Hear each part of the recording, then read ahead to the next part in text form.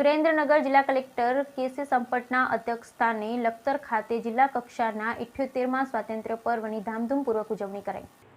આઝાદીના 78મા વર્ષમાં મંગલ પ્રવેશ સાથે સુરેન્દ્રનગર જિલ્લાના લખતર એપીએમસી ગ્રાઉન્ડ ખાતે કલેક્ટર કેસી સંપટના અધ્યક્ષસ્થાને જિલ્લા કક્ષાના સ્વતંત્રતા પર્વ ઉજવણી કરવામાં આવી। જિલ્લા કલેક્ટર કેસી સંપટ દ્વારા દેશની આન બાન અને શાન એવા રાષ્ટ્રધ્વજને ફરકાવી સલામી આપી રાષ્ટ્રગાન બાદ પરેડનું નિરીક્ષણ કરવામાં આવ્યું। આ મહામૂલ્ય આઝાદીના 78મા સ્વાતંત્ર્ય પર્વ જિલ્લા કલેક્ટર કેસી સંપટે સૌ નાગરિકોની સ્વતંત્રતા પર્વની શુભેચ્છા પાઠવી તથા દેશની સ્વતંત્રતા માટે જાન ન્યોછાવર કરનાર દેશના પરાક્રમી સપૂતો અનેક નામી અનામી દેશભક્તનું શહીદીની સ્મરણ કરી તેમને શ્રદ્ધાંજલિ પાઠવતા જણાવ્યું હતું કે આજે આપણે જે ધરા પર રાષ્ટ્રધ્વજ ફરકાવી રહ્યા છીએ તે લખતર સહિતનો વિસ્તાર ઝાલાવાડ પરગણાની રિયાસત હતી।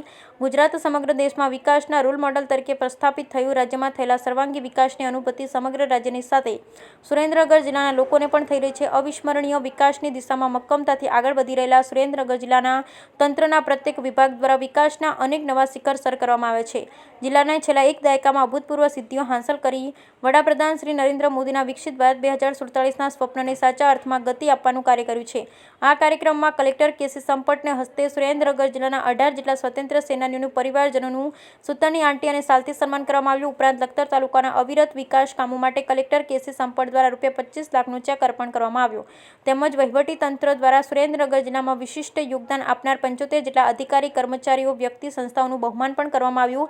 સ્વાતંત્ર્ય પર્વના આ કાર્યક્રમમાં જુગતરામ દવે પે સેન્ટર શાળાના નંબર 2 મોડેલ સ્કૂલ, સરજે હાઈસ્કૂલ, ભાવગુરુ વિદ્યાલય, બ્રિલિયન્ટ હાઈસ્કૂલ, એવી ઓઝા હાઈસ્કૂલ દ્વારા સાંસ્કૃતિક કૃતિઓ રજૂ કરવામાં આવી। આ સાથે પરિશ્રમ સ્કૂલ લખતરના 40 જેટલા વિદ્યાર્થીઓ દ્વારા ટ્રાફિક નિયમન માઇમ કૃતિ રજૂ કરવામાં આવી। આ તકે રજૂ થયેલા તમામ કૃતિઓનું પ્રોત્સાહન રૂપે રોકડ પુરસ્કાર પણ આપવામાં આવી। પરેડ કમાન્ડરની આગેવાની હેઠળ કુલ 4 પ્લાટૂને ભાગ લીધો જેમાં પ્રથમ ક્રમે પીઆઈ એમઆર પરમારના નેતૃત્વ હેઠળ પુરુષ પોલીસ પ્લાટૂન, બીજા ક્રમે પીએસઆઈ એનએસ જોશીના નેતૃત્વના મહિલા પોલીસ પ્લાટૂન અને ત્રીજા ક્રમે પીએસઆઈ એચએસ જાડેજાના નેતૃત્વમાં હોમગાર્ડ જવાનો, ચોથા ક્રમે પીએસઆઈ એસજી ગોહિલના નેતૃત્વ હેઠળ બેન્ડ પ્લાટૂન જોડાયા હતા।